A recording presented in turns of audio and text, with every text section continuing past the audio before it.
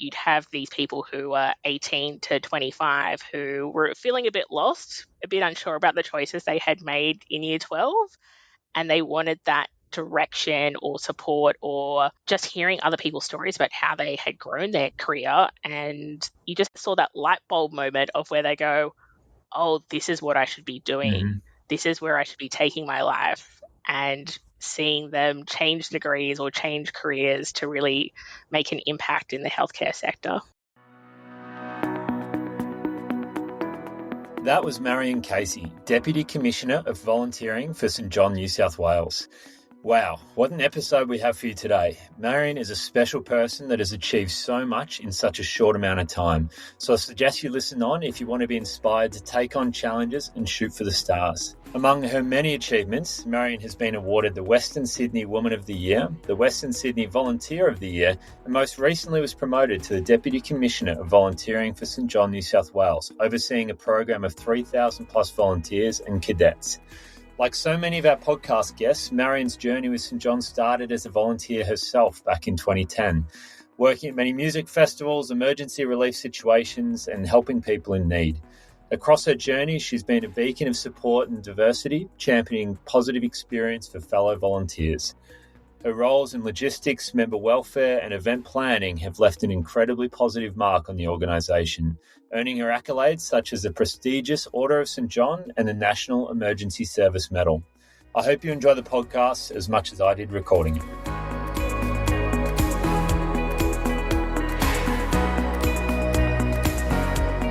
All right, Marian Casey, welcome to the Engage Volunteer podcast. How are you? Good, thanks. Bit hot and sunny and muggy in Sydney today, but otherwise enjoyable. Well, look, it's a real treat to have you on today. Look, your role at the moment, full-time, is at the SES in change management, but also in your spare time, which I'm very fascinated by, is also the Deputy Commissioner of Volunteering at St John's, New South Wales.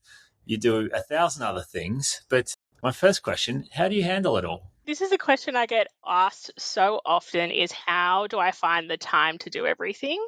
I think one of the best things that I got out of lockdown was eliminating travel and having time where I looked at what I did and how I could utilize my time the best. And since coming out of lockdown, I've implemented a lot of those things to my everyday life, returning back to the office. So, when I'm in a coffee line, who can I have a conversation with? Who can I send an email to? Who can I give a phone call? Wow. It's about using every minute of the day to my advantage and ensuring that I enjoy using different hats, because different hats makes me passionate, energized to keep going until sometimes 10 o'clock at night. I love it. And many hats you do have. And obviously, they're the roles you're playing at the moment. There are more, but as well, just to recognize some of the achievements you've had along your journey, which has been a fascinating one. Look, I would like you to go into more of them as we go, but for me, what really stood out was the Western Sydney Woman of the Year last year, and also the volunteer in 2022, was it? Yeah, 2022 Volunteer of the Year for Central Sydney. I mean, that's no mean feat. These are massive achievements to win. And so I would love to, as we go through today, for you to unpack it a little bit around how you've got to there. But what I'd love to do is almost start with, we're at the point where we are today, and which is fascinating. But what I'd love to understand is how you've got into these roles, what drives you. I know you started in education somewhat at Macquarie University back in the day. Do you want to take us back to there? Because it's not a linear journey, is it? It is not at all. I think when people ask me about where my journey started, I actually go back to high school.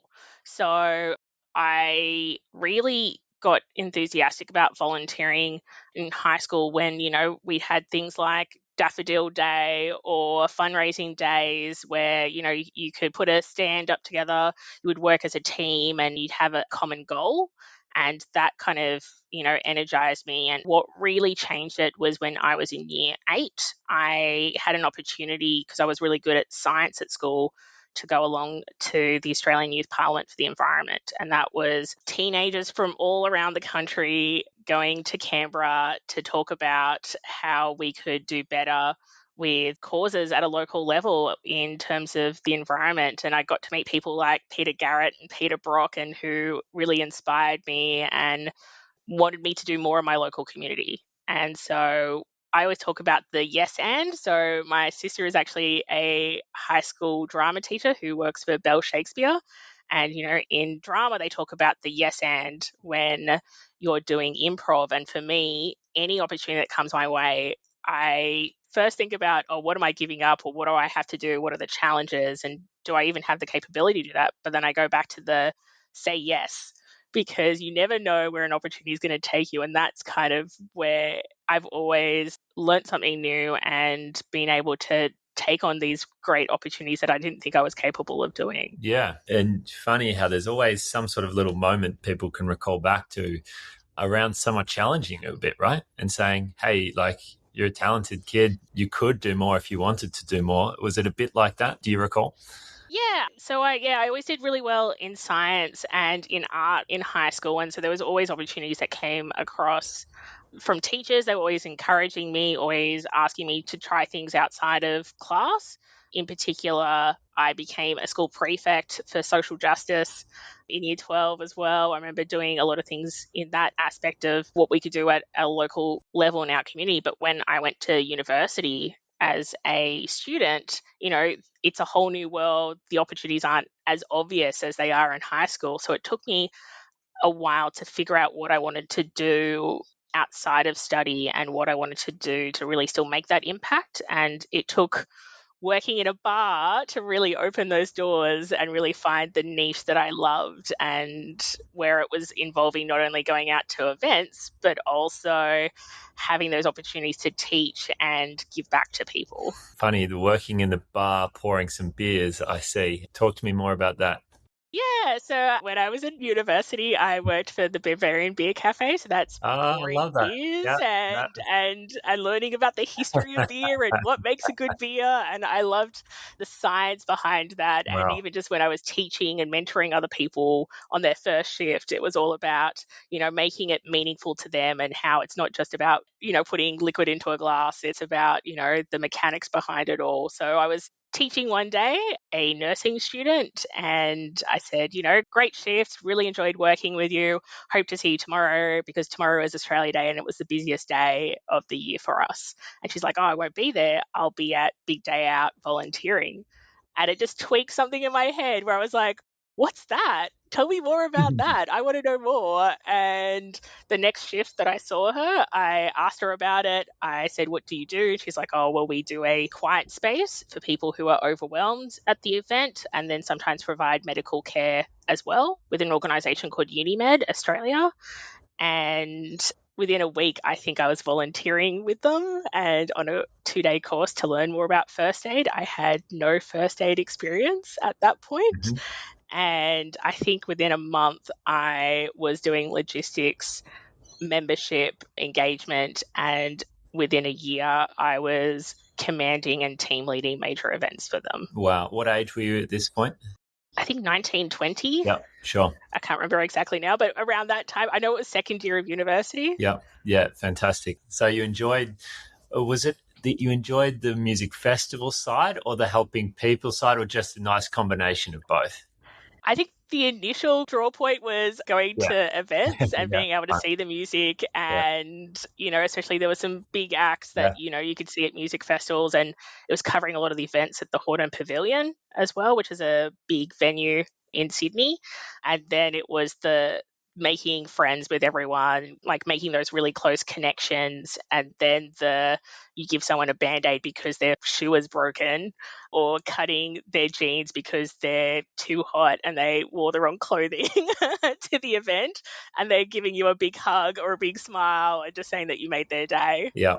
That really kept me going back again. I think we should almost have another whole episode on your random experiences at music festivals volunteering in St John's. There could be some fascinating stories that you may or may not be able to tell live on air. Yes. But all right, so as we continue down the journey, then obviously with St John's, where you got started as a volunteer as well. Do you want to talk to me more about that experience and how you got in there? Yeah, so I had been volunteering for UniMed for a couple of years, and the job opportunity for a brand new medical school at Macquarie University came up, and I at that point just finished my degree, but I had felt that in uni med that I had learnt as much as I could. I had been thrown, I don't want to say thrown in the deep end, but I had learnt very quickly how to do things, and I wanted to keep learning more, but I didn't have a mentor or someone to turn to help me keep growing. And the first week I started at Macquarie University, a friend who was in uni med was also in St John and said, "Hey, we've got a local division here that meets on a Monday night. Why don't you come along?" And I was very skeptical again. I doubted whether I was going to fit in, whether it was the right move for me, but I thought, why not? I've got nothing to lose. I'm already here. I just have to go to another building, just go and see what it's like. And within a couple of years, I became an officer of that division.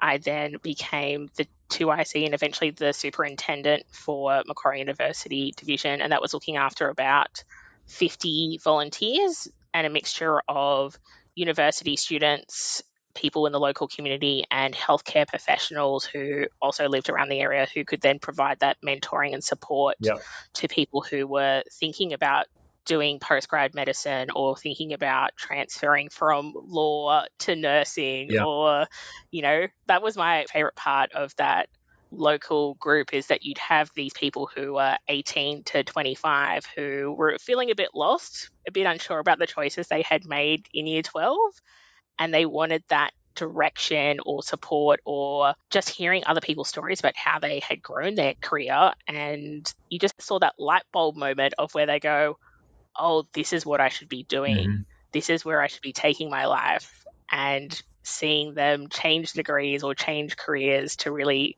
make an impact in the healthcare sector. Yeah, interesting, hey? And it would be such, for you now, I'm sure, so rewarding looking back on so many of those interactions. There would be thousands of these interactions you've had, from putting the Band-Aid on the person with the sore foot at a festival to helping young people navigate through the nervousness and uncertainty of early days of uni with that. And all of this obviously is voluntary work. It's often a question I ask around, how did you manage to sustain yourself as well? Because other listeners, I suppose, are going, well, that's well and good, but I've also got 2 kids at home. I need to put food on the table. I suppose you were younger then, but I know you're doing it now. So how did you find the balance there? Did it ever get too much for you? Yeah, of course. I think with even your full-time job, sometimes things can become too much, and you do have to have that resilience and have that great support system around you. So I was very lucky when I was running a division that I had a great management team, and I was great at delegating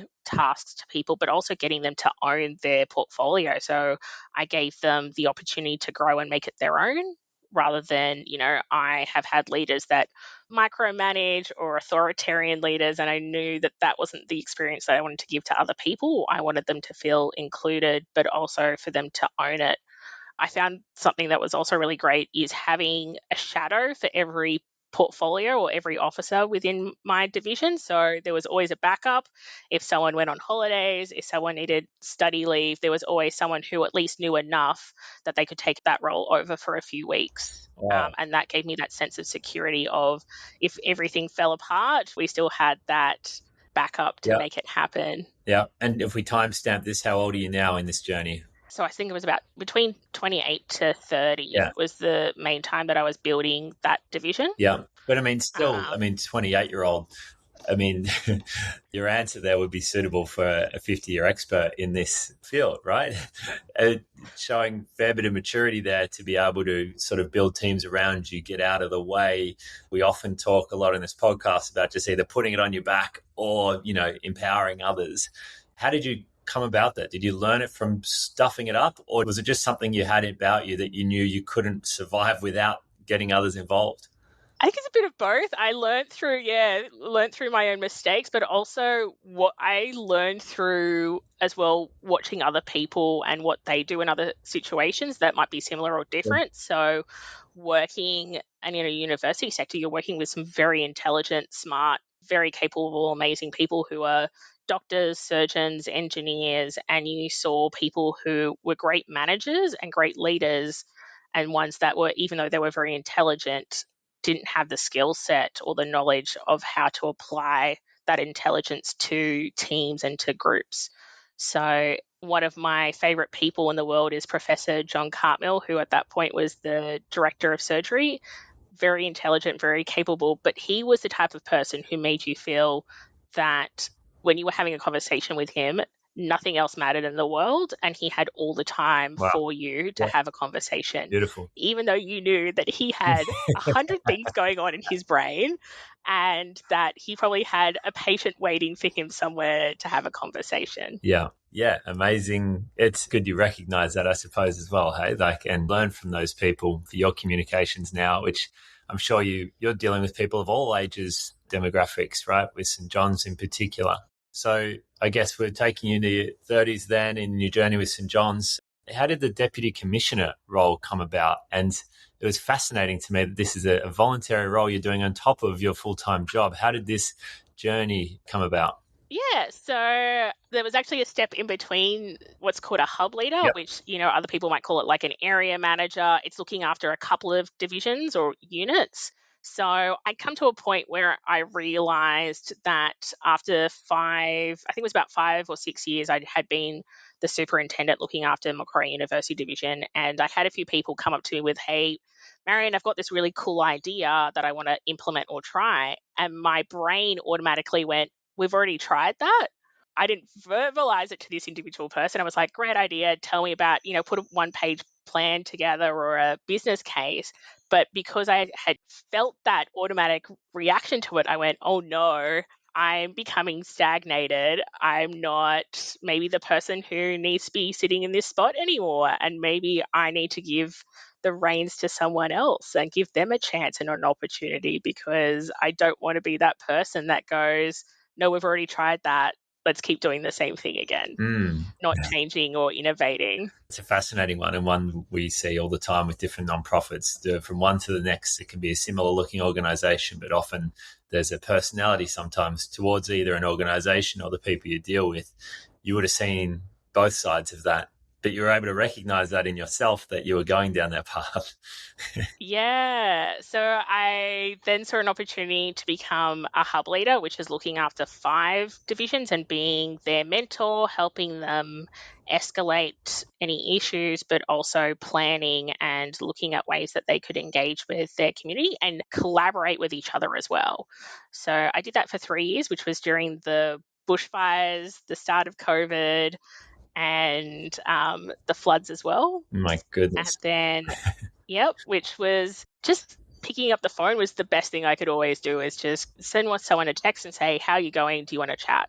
As a volunteer, sorry, just to be clear, yeah, Yeah. you were communicating amongst your team, yes, Yeah. yeah. And during that time, I found I actually had more capacity to do a few more things because I didn't have as many people reporting to me, 50 versus 5.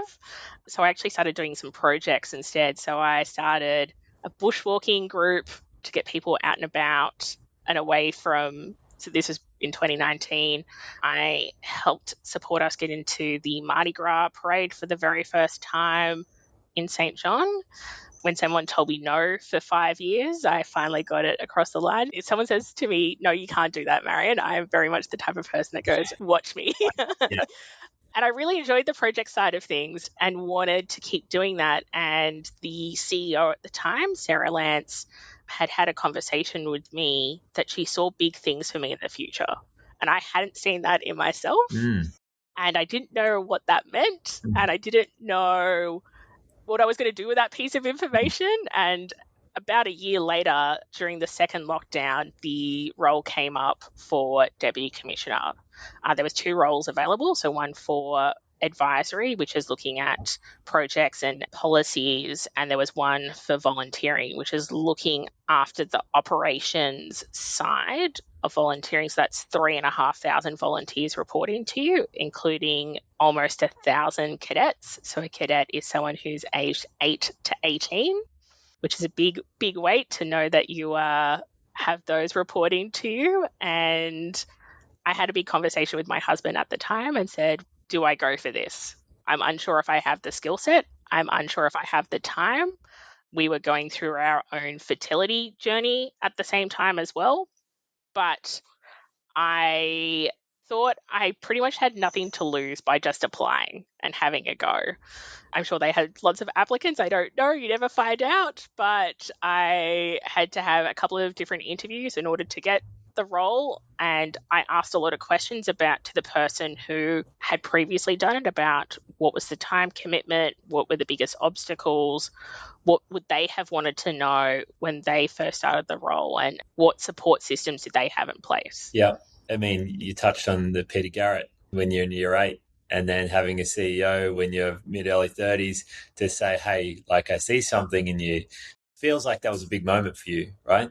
Yeah, especially because I think if you had asked me at 18, 17, 16 about what was my life going to look like, it's nothing Yeah. that I thought it would be. And you do have as a volunteer a lot of imposter syndrome Yeah. or self-doubt because it is unpaid. You think that it's not, you're not as capable or as recognized as someone who is getting paid the equivalent of the work that you put in. But it's sometimes, like I said before, it's the yes and. It's like, well, if someone has said, we think you're capable and we think that you have the knowledge, emotional intelligence, and skill set and personality to take this on, I'm a big believer in and Mm. have a go. Talk to people. Is there an opportunity for you to trial it out? Is there an opportunity to shadow someone to see if it is the right fit for you? Yeah.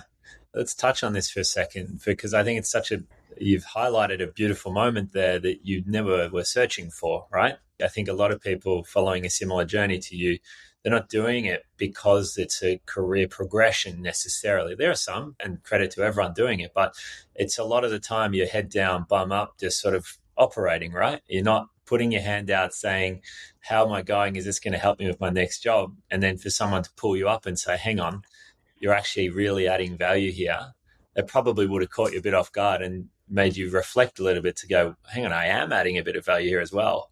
Yeah, I think because in all emergency services, it is a male dominated Yeah. industry Yeah. and it is very hard to see female leaders shine Yeah. and female leaders have a voice. So I think that was probably the biggest voice in my head, Yeah. is that I see these leaders that I look up to in emergency services, whether that be St John, SES, RFS, even New South Wales Ambulance as well, and going, oh, I don't see myself standing along the side of them and being with them. And sometimes you do need that little bit of a push Yeah. to say, yes, you do. Yeah. I mean, it's fantastic learning and development for you to recognize, to communicate that to others that are the same were you, however long ago, to be like, hey, you're doing a great job here and we really value you. In particular, when we'll talk about how St John's engages volunteers, but I just think that's a good highlight of the importance of that acknowledgement, I suppose. And she didn't need to probably come and tell you that, but she did. Yeah, and that's a big thing in St. John, is our ability to recognize and value our volunteers. We have a big award system that I think adds a lot of value to the volunteering experience. But also, when I was a leader, it was always about how can you say thank you to a person? How Yeah, can sure. you...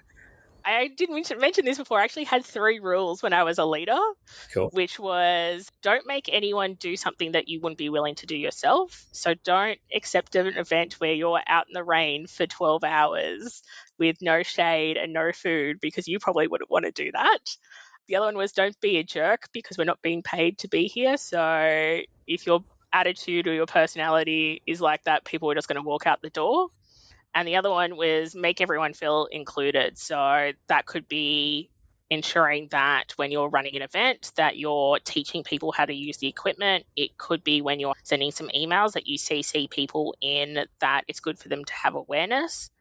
Or it could be you see someone who might be a different age demographic, or someone who is different than you, and walking up to them saying, hey, do you want some help? Or, hey, I'm going to, go through how to do slings at the moment. Do you want to go through it with me?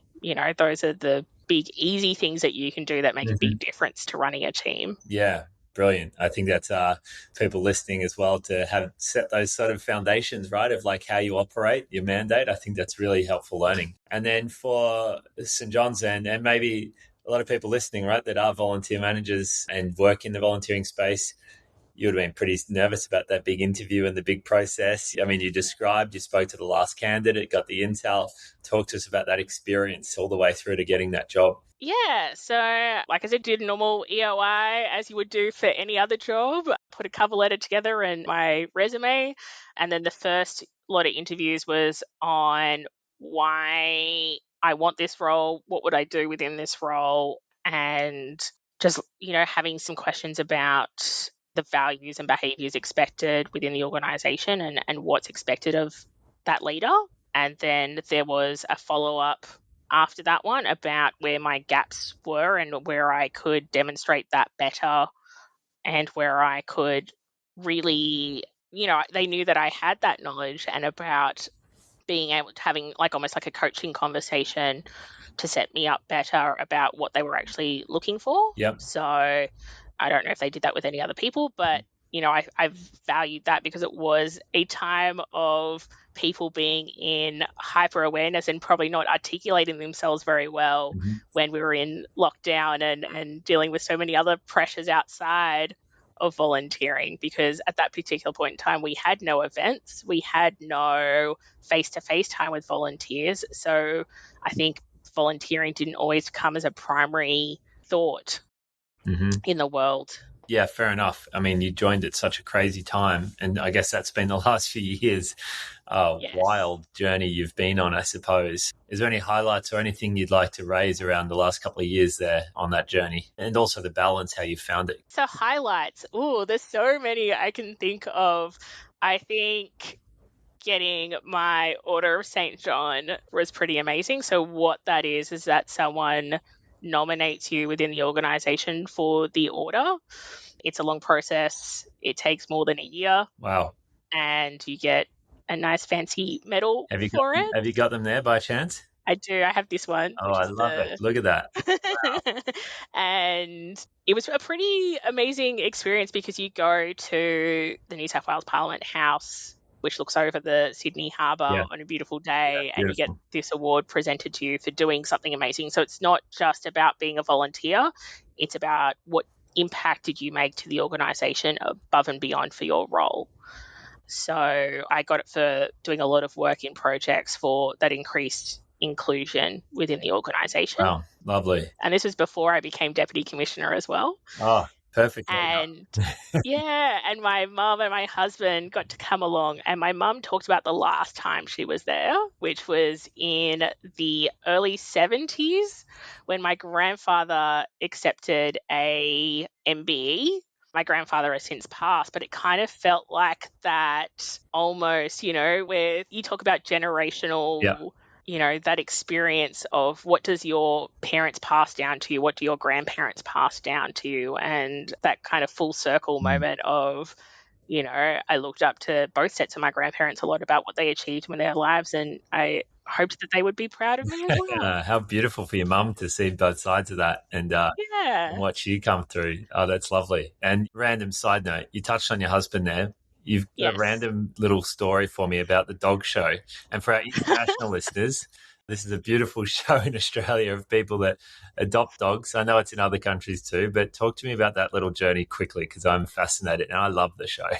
Yes. So my husband and I were on the Dog House Australia. They actually have the TV show in the UK as well. They do, yep. Friends of mine in St John recommended that he and I apply because we were looking for a dog and we wanted a rescue dog, but we were unsure about where to find one and to find one that was going to suit our needs. So my husband has a disability. He is fused from C5 to L2. For those people who understand the spine, it's a daily struggle for him in terms of pain management, in terms of working full time. He often gets told by doctors and surgeons, you should just not work. And he tells them, similar personality to me, watch me do it. So we met actually on a dating app, but we connected straight away because we actually figured out we volunteered for a mental health charity. Oh, there you go. But just in different states. Yeah. and he had just moved to New South Wales, Yeah. and we met, and it was, yep, we traveled even to Philadelphia within the first year of dating to volunteer together Wow. at an event called PAX Unplugged. Yeah. He What's PAX again? Is that the gaming? What's Yeah. So my husband is a gaming Yeah. journalist. Okay, right. Awesome. All right. So you both enjoy that well, don't you? Yeah, Yes, I love yes, it. that's one of my outlets. But to get back to Yeah, our dog, back to the dog. Yeah. I think volunteering for a TV show is kind of similar to volunteering. It's the yes and let's have a go. Let's see what this does. We applied. It was a long process to apply. We had to put up a video and then have an interview, send some photos, fill out a survey, and then we went to the Animal Welfare League shelter, talked about our story, talked about who we were, and in particular, my husband said, I want a dog that has special needs, a dog that needs that extra bit of care. And then we met our lovely dog, Mr. Norman, who is a three-legged dog Oh, who wow. lost his leg only just before we adopted him through another dog attack. And Oh, it no, is the best thing in our lives. really? He Norman. is just so perfect for us. We never knew we needed him until we got him. Yeah. Yeah. And just, yeah, he has his own Instagram page even Really? because we love sharing photos of Did you him. give him the name Mr. Norman, or was that his name? That was a name he was given, and we decided it was so Oh, perfect I and love so amazing that we wanted to keep it. it. Oh, that's beautiful. I'll have to watch the episode following this. Okay, so then back to your journey. Wanted to make sure we got the dog story in there. Deputy Commissioner, St John's, New South Wales. But in the I say in the background, but really in the foreground, you're also working full time with the SES. Do you want to talk to us a bit about, did those start dates collide at all, or were you doing this before one another? And how do you balance them? So about, when was that? That was about June, July. I decided that I wanted a change from the university sector. I had worked there a long time. I had my long service leave. I had done some pretty amazing things like doing archaeology all around the world and going to international conferences, but I wanted to keep pushing myself and keep learning and growing, which I felt I wasn't doing anymore within the role at the university. Things had changed quite a lot as well with how universities teach and run, and I wanted to keep growing as well. So I had recently became a volunteer with State Emergency Service. The reason why I started doing it was because I had recently bought a house. I had decided that I wanted to make new friends in my local community, but also have an opportunity where I wasn't the boss, where I was the person who just picked up the tools and followed direction. I think sometimes being a part of a leader is learning how to be a good follower. And I wanted that opportunity. And one day in my inbox, there was an EOI for volunteers to come and work for the State Emergency Service as a change manager. And I didn't know what a change manager was, but I opened it up and went, oh, what's this? And you're I like, had I've a been look at doing this what for years. that was exactly it. I have been doing this for years. I'm a big believer in anytime you're doing a project or doing a rollout, you've got to communicate again, and then communicate again. And that's exactly what it read to me. And I put my hand up that night. I think I put a EOI together, sent it across, and about 2 months later, I started working for the State Emergency Service, which was mid last year. Yeah, okay. All right. Nice one. And then you said that you're spending pretty equivalent hours, not quite, but you're spending a lot of hours in the voluntary position as well. Like, what does a standard week look like for you? Obviously, full-time hours, I suppose, in the SES job. Yeah, so like any other job, I work 9 to 5 in my everyday job, and then before work, I try and clear my inbox and answer my emails. And then in the evenings, once I've finished work, I'll then hop on to meetings, write project plans, look at policies, do all sorts of things. So I usually do another couple of hours on top of my full-time day to do the role. And then it's things like on the weekend running workshops, meeting with exec. Last night I went and visited my Chemical Brothers event and just, spending half an hour just going to say hello to the Nice. volunteers that are there, saying thank you for your time, checking in to see if there's anything that they need Yeah. or what I can do to support. Oh, wow. I'll be there tomorrow. I'll go say hello to some volunteers for you down here at Mount Dunedin. Thank you. Yeah, brilliant. And I guess with that job you're doing now in change management, looking at sort of like what's an example of sort of change management you're looking at? Is it systemizing operations? I know a big part of it for you from our conversations we've had is around, as you touched on, the communications, but just making sure everyone understands why you're doing something. What does a classic project look like? So I'm working in the training improvement program. So Yep. that's looking at the training that happens across the state emergency service and looking at those opportunities where we can make improvements and make things easier, flexible for volunteers, because not every volunteer looks the same. A volunteer in Sydney Metro doesn't have the same needs as someone who is in Broken Hill. They have different needs in terms of technology, in terms of how they want to learn, what skill set they need for their unit. So how can we change how training is delivered and what resources are available to them in order to make it work for them? Brilliant. Nice one. And I guess with St John's, is there any projects that you're working with there, or is it the roles distinctly different? They're distinctly different. And obviously, even just if you think of it from a leadership standpoint, they're two totally Sure. different levels. Yeah. But I think I have a lot of learning points. I think they influence each other quite a lot Yeah. in terms of my decision making. Yeah. But yeah, there isn't any overlap between the two. But I think there's enough difference that I feel like in St. John, it's very operationally focused and very working with my direct reports. Yep. While in SES, it's very much looking at how I can influence and how I can make an impact with a lot of the managers that I'm working with and a lot of the people Yep. and volunteers. Yep. But I think the biggest commonality, which was very hard for me to grasp when I took on both these roles, is that both of them look at the whole entire state. So every decision I make, it's not about affecting one person, it's about affecting, in SES, it's 10,000 people. Sure. In St. John, it's 3.5. Mm-hmm. So what am I doing every day to help and support those people? Yeah, brilliant. Yeah, understood. And if we touch on the awards that you've won, I was interested, is that something that you proactively, I know some of them you've been nominated for, but these awards, you have so many of them. Is it something you've proactively tried to apply for, or by coincidence, people have said, oh my God, you're doing a brilliant job. By the way, I've nominated you. How do they come about? Because you've uniquely qualified with quite a few medallions around your neck. I have never applied for any award in my life. Is the answer to that. I do apply for scholarships every now and again because I love to learn and I like to keep learning. So that's something that I'm working on at the moment in my individual growth. But yeah, I think it's people wanting to recognize what I do. And I like to keep humble. Yeah. And I like to not be shouting to the rooftops about always what I'm doing. Yeah. A lot of people are very surprised when I say how much I do and what I do. Yeah. And yeah, the Western Sydney Woman of the Year award. So my husband actually was the one that nominated me for that. Oh, good on him. Yeah. Saw something on social media, I think, and then Did he tell you he'd submitted you, or is this all a surprise?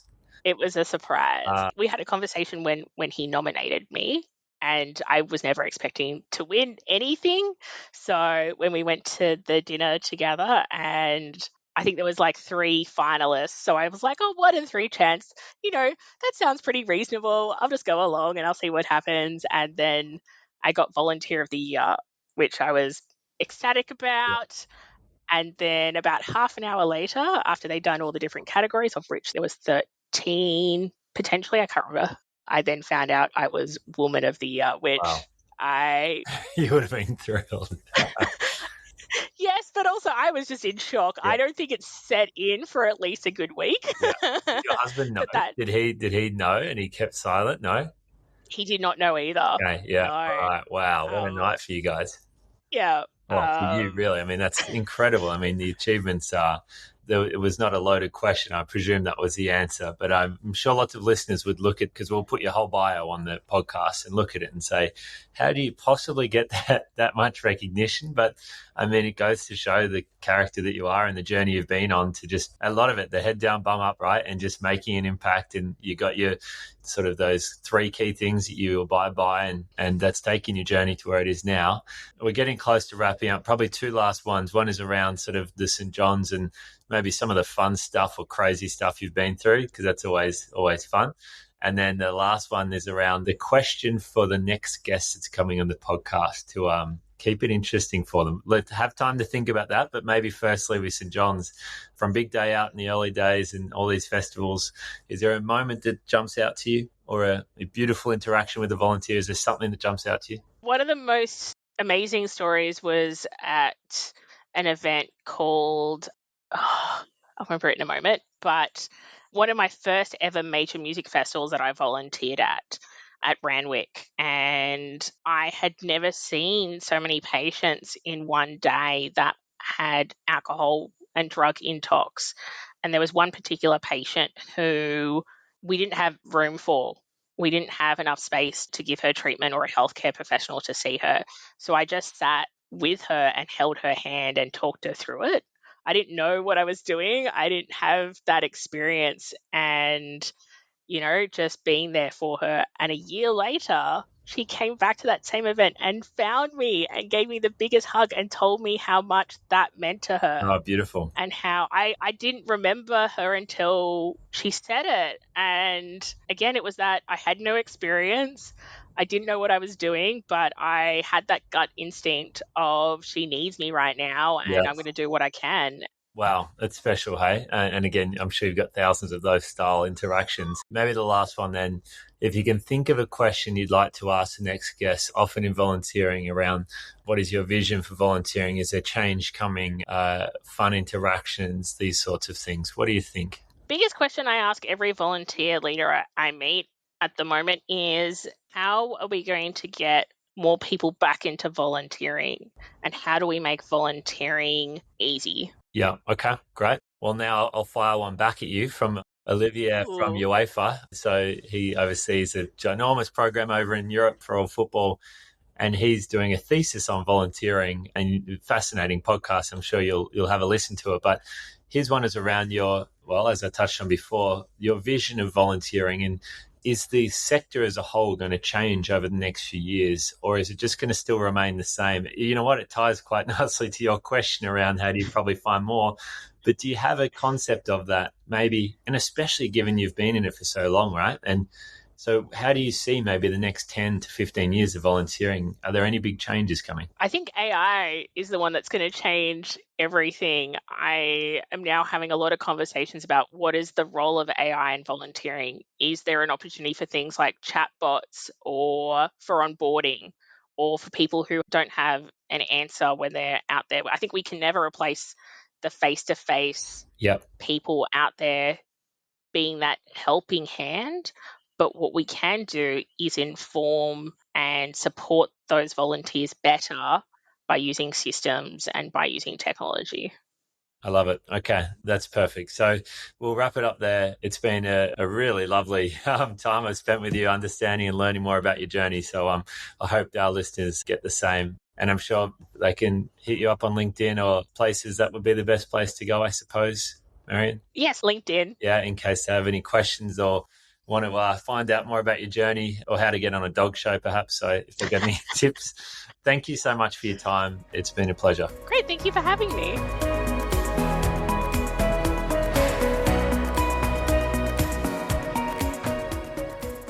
Thanks so much for listening to the Engage Volunteer podcast. Join us next time as we continue our journey through the world of volunteering. Until then, stay engaged and keep making a difference in your community.